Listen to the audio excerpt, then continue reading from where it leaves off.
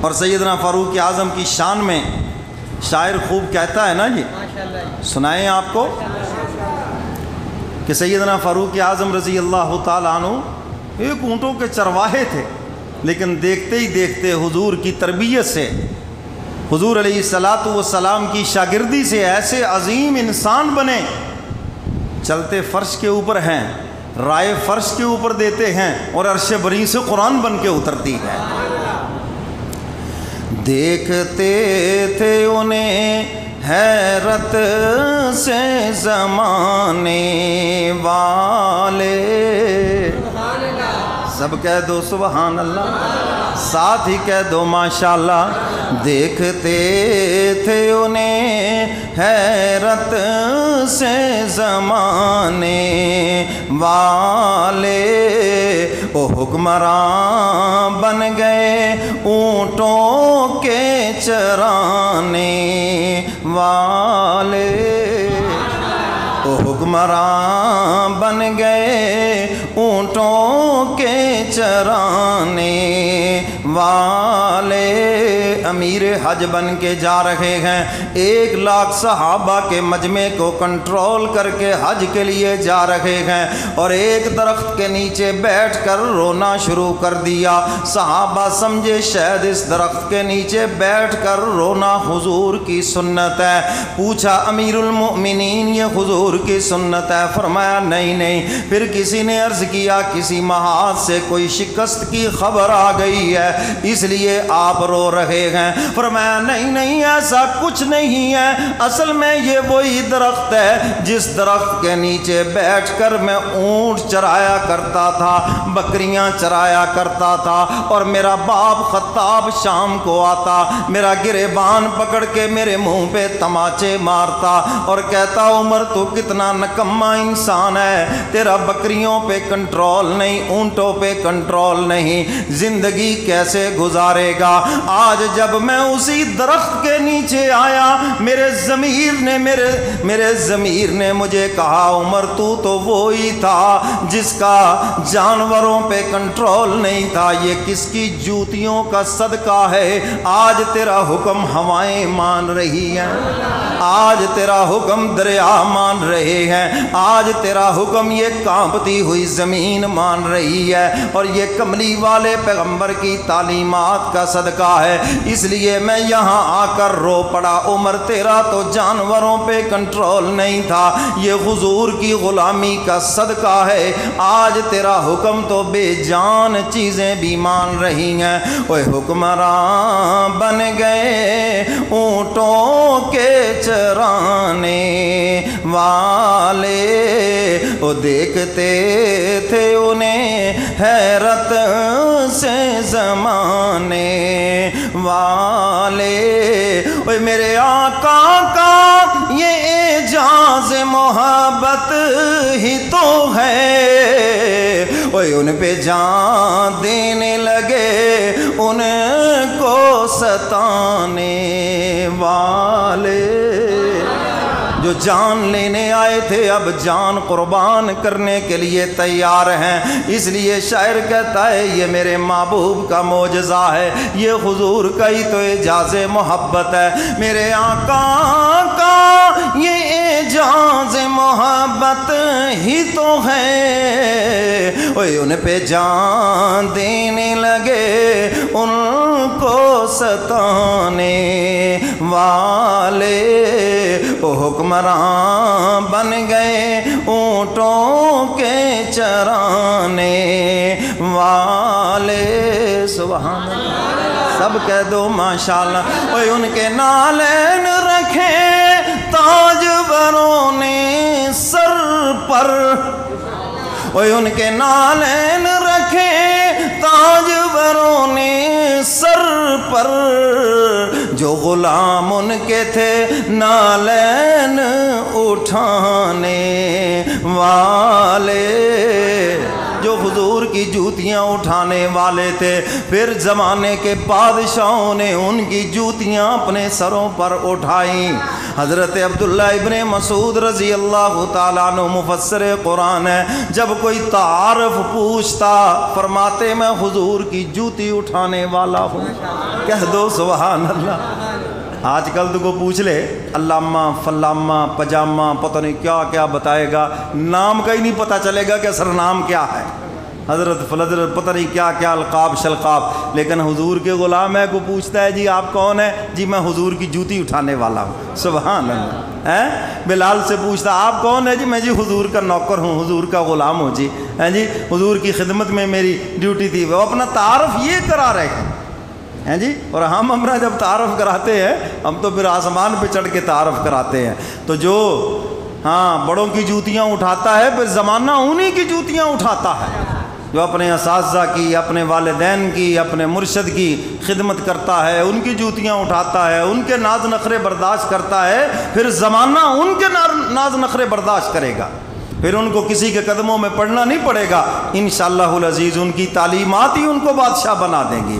جو غلام ان کے تھے نالین اٹھانے والے، وہ حکمراں بن گئے اونٹوں کے چرانے والے، وہ گردنیں تان کے کرنے لگے شاہوں سے خطاب۔ گردنیں جھکا کر نہیں جی مسکین ہے، نہیں، شاہوں سے خطاب کرنے لگے گردنیں اٹھا کر۔ سبحان اللہ۔ اور جابر کے سامنے کلمہ حق کہنا یہ سب سے بڑا جہاد ہے، اور صحابہ نے یہ کر کے دکھایا، کیسر و کسریٰ کی سپر طاقتیں کیسے ان کو پھر سرنگوں بھی کر کے دکھایا۔ شاعر اسی کی طرف اشارہ کر رہا ہے، وہ گردنیں تان کے کرنے لگے شاہوں سے خطاب، وہ پیش اصنام جبینوں کو جھکانے والے، وہ جو بتوں کے آگے جھکنے والے تھے جب خدا کے آگے جھکنے لگے اندر طاقت پیدا ہو گئی، پھر بادشاہوں کو للکارنے لگے۔ جب انسان موحد ہو جاتا ہے پھر اللہ اس کے اندر قوت پیدا کرتے ہیں، طاقت پیدا کرتے ہیں، اور جب تک توحید میں کمزور ہے بزدل رہتا ہے اندر، یہ نہ ہو جائے وہ نہ ہو جائے، کبھی اس سے ڈرے گا کبھی اس سے ڈرے گا، سارا زمانہ بھی اس کو ڈراتا پھرے گا، اور جب وہ خدا کا ہو جائے گا پھر اللہ کسی کا ڈر اس کے دل میں رہنے بھی نہیں دیں گے۔ کیوں جی بات سمجھ آ رہی ہے؟ جی شاعر اسی کی طرف اشارہ کر رہا ہے، وہ پیش اصنام جبینوں کو جھکانے والے، وہ دیکھتے تھے انہیں حیرت سے زمانے والے، وہ بیویاں بیٹیاں پسران نواسے داماد۔ کہہ دو سبحان اللہ۔ بھئی جو دیر سے آتا ہے نا ان کو کرسی باہر دیا کرو، یہ طریقہ اب سارے بیان کا ایک زور آپ نے توڑ کے رکھ دیا کہ آپ نے کرسی آ کر کرسی دیں ان کو باہر، کرسی کا ہی تو جھگڑا ہے ہر طرف، ٹھیک ہے اجازت ہے، لیکن جنہوں نے کرسی پہ بیٹھنا ان کی خدمت میں بھی گزارش ہے بیان سے پہلے آ کر بیٹھا کرے، اور جب بیان شروع ہو جائے تو پھر باہر بیٹھے انتظار کرے۔ یہ لوگ کو آپ کے غلام تھوڑی ہیں کہ آپ کی طرف سب دیکھ رہے ہیں، بیان کا آپ نے سارا عنوان ہی خراب کر دیا ہیں جی، تو پھر دیر سے نہ آیا کریں، پہلے آیا کریں، کرسی پہ بیٹھنا ہے، مجبور آدمی کے لیے اجازت ہے لیکن وہ پہلے آئے، اگر دیر سے آئے تو پیچھے بیٹھیں، گردنوں کو پھلانگے، کرسی اٹھا کے لے آئے، پھر سارا مجمع ادھر دیکھنے لگے، یہ کیا طریقہ ہے؟ تو یہ ایسا آئندہ نہ کرنا، ورنہ پھر میں کرسی سمیت باہر دھوپ کے اندر بیٹھاؤں گا، پھر ناراض نہ ہونا۔ سمجھ آ رہی ہے بات کہ نہیں؟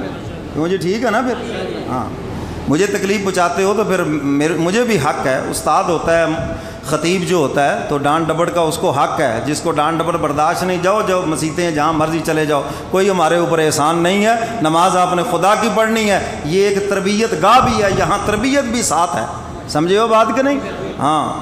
تو یہ اکڑ فون جو ہے یہی تو خدا کے گھر میں نکالنی ہے، ایک ہی صف میں کھڑے ہو گئے محمود و ایاز، نہ کوئی بندہ رہا نہ بندہ نواز، تو بندہ نواز بنے آپ۔ وہ پیش اسنام جبینوں کو جھکانے والے، وہ بیویاں بیٹیاں بسران نواسے داماد، وہ سب تھے بے مثل محمد کے گھرانے والے۔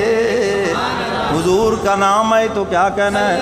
صلی اللہ، بلند آواز سے صلی اللہ علیہ وسلم۔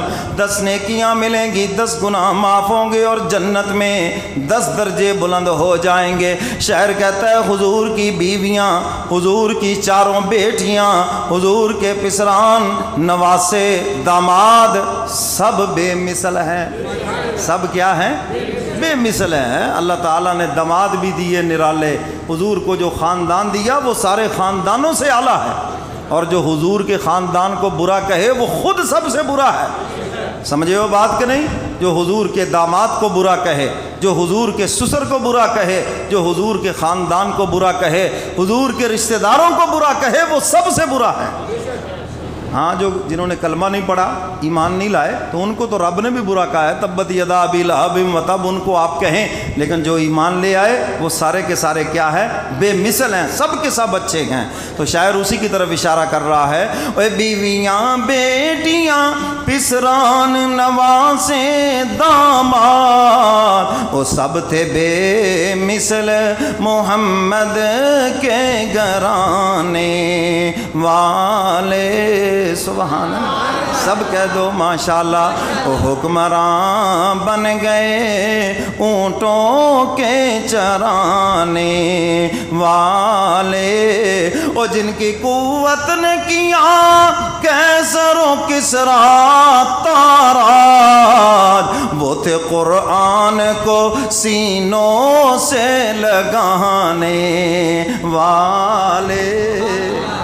کیسر و کسریٰ کی سپر طاقتیں جنہوں نے طیبہ لا کر کے رکھ دیں، وہ قرآن کو سینے سے لگانے والے تھے۔ کس کو سینے سے لگانے والے؟ ہاں جی، قرآن پڑھنے والے تھے، اس کے احکامات پہ عمل کرنے والے تھے، اس کی قوت سے وہ پوری دنیا پہ چھائے۔ اور جن کی قوت نے کیا کیسر و کسریٰ تاراج، وہ تھے قرآن کو سینوں سے لگانے والے۔ سبحان اللہ، سب کہو ماشاءاللہ، پھر کہو ماشاءاللہ۔ وہ حکمراں بن گئے اونٹوں کے چرانے والے۔ شاعر آخر میں کیا کہتا ہے؟ وہ اب ہے ایک عامل قرآن کی ضرورت ہم کو۔ کیوں جی ضرورت ہے یہ نہیں؟ ایک عامل قرآن کی شاعر کہتا ہے کہ ہم کو ضرورت ہے، ہم کو ضرورت ہے یہ نہیں؟ ہاں، خدا پھر وہ آگ کر سکتی ہے انداز گلستان پیدا، آج جو ہو ابراہیم سا ایمان پیدا۔ آج بھی اگر وہ قوت پیدا ہو جائے، یہ جتنی دنیا میں آگ لگی ہوئی ہے یہ سب ٹھنڈی پڑ جائے۔ اور اب ہے ایک عامل قرآن کی ضرورت ہم کو، اور یوں تو لاکھوں ہیں یہ قرآن سنانے والے، یوں تو لاکھوں ہیں یہ قرآن سنانے والے۔ وہ دیکھتے تھے انہیں حیرت سے زمانے والے، وہ حکمراں بن گئے اونٹوں کے چرانے والے۔ سبحان اللہ۔ تو سیدنا فاروق اعظم رضی اللہ تعالیٰ عنہ عظیم انسان ہے۔ بیت المقدس فتح نہیں ہو رہا، صحابہ نے گھیرا ڈالا ہوا ہے، کئی دن گزر گئے، وہاں کے عیسائی کہنے لگے تم جو مرضی کر لو، تم اس کو فتح نہیں کر سکتے، ہماری کتابوں میں لکھا ہے جو اس کو فتح کرنے کے لیے آئے گا اس کی یہ نشانیاں ہیں۔ انہوں نے کہا جی کیا نشانیاں ہیں؟ انہوں نے کہا جب ہم دیکھیں گے تو بتا دیں گے، ورنہ کوئی مصنوعی نشانیوں والا نہ آ جائے۔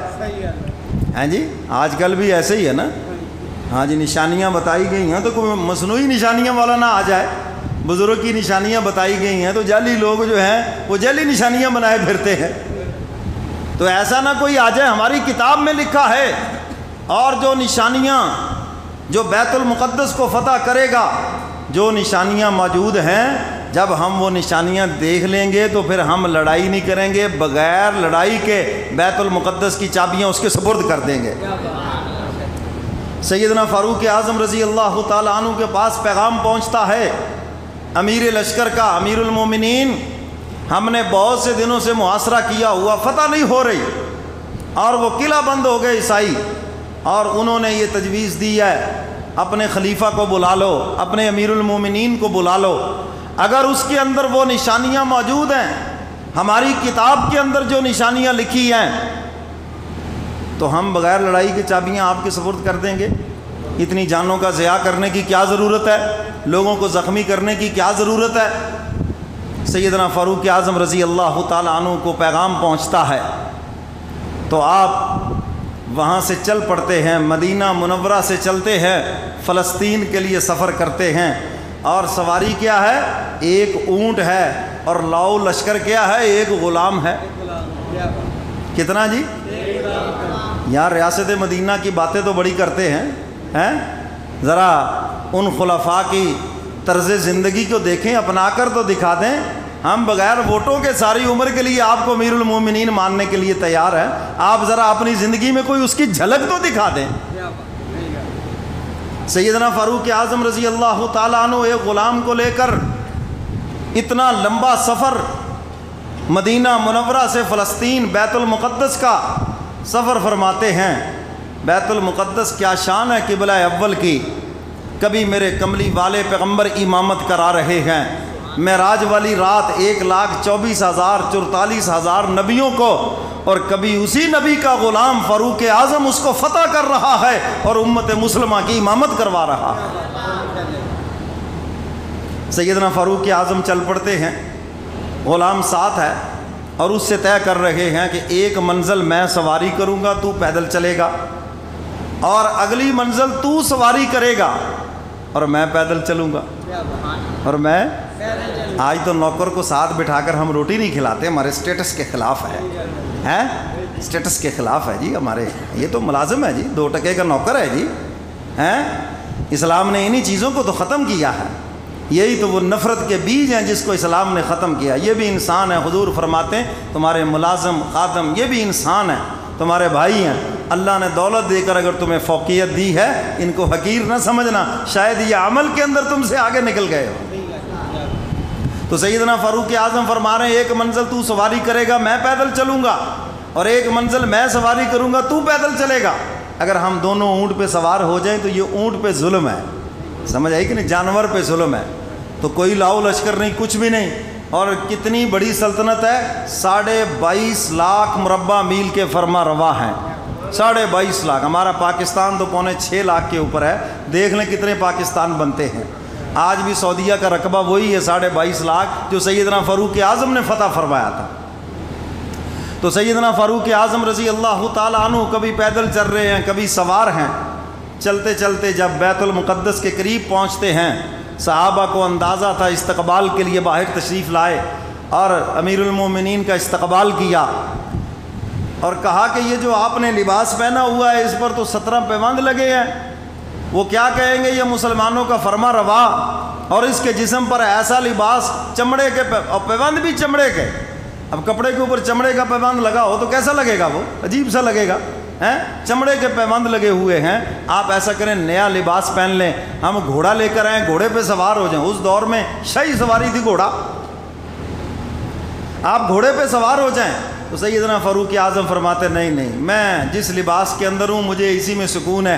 حضرت عبیدہ سے فرمانے لگے سنو، ہمیں لباس نے اونچا نہیں کیا، ہمیں اسلام نے اونچا کیا ہے۔ یہ لباس اور یہ چیزیں تو ان لوگوں کو اونچا کرتی ہیں جو اندر سے زیرو ہوں، فارغ ہو بالکل، وہ زہری ٹھک بار سے اپنے آپ کو بڑا کرتے ہیں۔ فرمایا جن کو اسلام نے اونچا کیا ہے، اونچا ہونے کے لیے ہمیں ان چیزوں کی ضرورت نہیں ہے، جس لباس میں بس میں رہتا ہوں اسی لباس میں جاؤں گا، جس شان سے وہاں رہتا ہوں اسی شان سے جاؤں گا، نہیں میں نے گھوڑے پہ سواری کرنی، اونٹ پر ہی جانا ہے۔ اب اللہ کی شان، جب بیت المقدس پہنچتے ہیں سواری کی باری غلام کی آ جاتی ہے، اور نکیل پکڑنے کی باری حضرت عمر فاروق کی آ جاتی ہے. اب یہ اس سے بڑا امتحان. غلام بھی کہنے لگا امیر المومنین چلو میں اپنا حق معاف کرتا ہوں, آپ سوار ہو جائیں, اور میں نہیں اوپر ہی چلو میں عدل نہیں کروں گا تو پھر اور کون دھرتی کے اوپر عدل کرے گا, میں بیٹھو سواری کے اوپر ہی, میں ہی چلوں گا. اور اس پر کہا ہے نا شاعر نے, ہاں خدا کے گھر اقصی میں یہ کون عالی مقام آیا.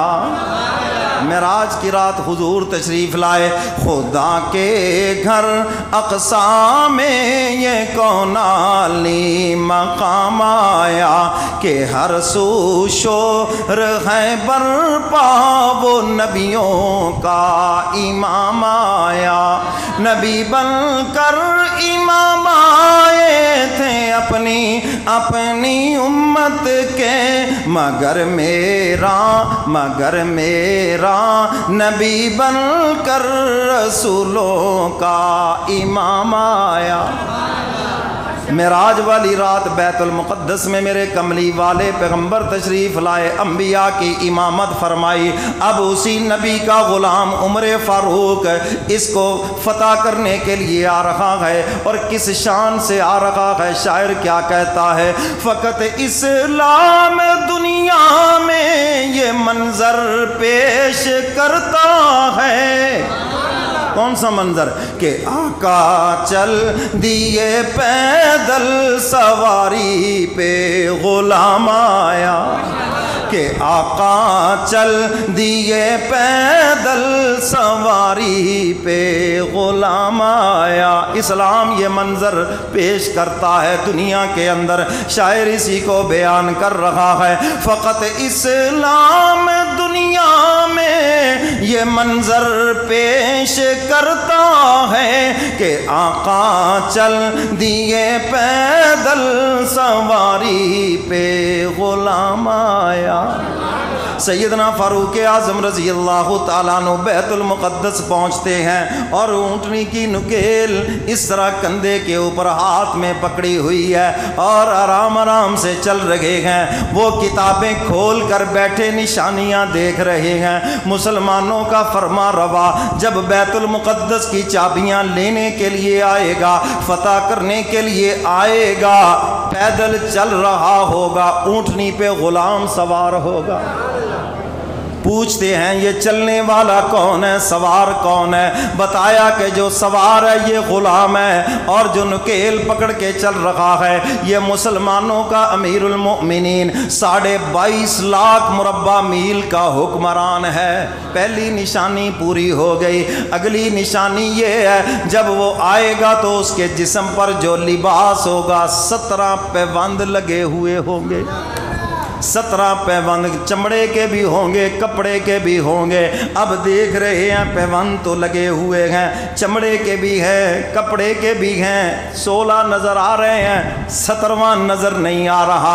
کہتے ہیں ذرا بازو اوپر کریں, سرنڈر کرنے کے لیے نہیں, نشانی دیکھنے کے لیے. یہاں دیکھا تو ایک پیوند یہاں بغل میں بھی لگا ہوا ہے. کہنے لگے ہم جان گئے جس کے ہاتھ پر اللہ نے بیت المقدس کو فتح کرنا ہے تو وہی انسان ہے, وہی امیر المؤمنین ہے. بغیر لڑائی کے ہم اس کی چابیاں آپ کے سپرد کرتے ہیں. تو سیدنا فاروق اعظم رضی اللہ تعالیٰ عنہ اس شان سے بیت المقدس کو فتح کیا. اللہ پھر کسی عمر کو بھیج دے, اللہ پھر کسی کو بھیج دے, کوئی آ جائے ہاں جی, آ کر اس قبلہ اول کو آزاد کرا دے یہودیوں کے قبضے سے. اور اللہ بھیجے گا, آئے گا وقت وہ. ہاں اگر میں اور آپ بزدل ہو گئے تو اللہ کی مخلوق میں کوئی کمی نہیں ہے. اللہ تعالیٰ تھوڑی سی ڈھیل دیتے ہیں کافروں کو, فمہل الکافرین, ہم تھوڑی سی ڈھیل دیتے ہیں کافروں کو, لیکن جب وہ پکڑتے ہیں نا, ان بطش ربک لشدید, پھر تیرے رب کی پکڑ بڑی سخت ہے. پھر اللہ پکڑ کر آنے والوں کے لیے عبرت کا نشان بنا کے رکھ دیتے ہیں. تو انشاءاللہ دن تو آنا ہے, فلسطین آزاد ہوگا, کہو انشاءاللہ ہوگا, اور قبلہ اول بھی آزاد ہوگا. چلیے آئندہ جمعہ انشاءاللہ یہیں سے آگے چلیں گے. اللہ مجھے اور آپ کو قرآن و سنت پہ عمل کی توفیق عطا فرمائے. وآخر دعوانا ان الحمد.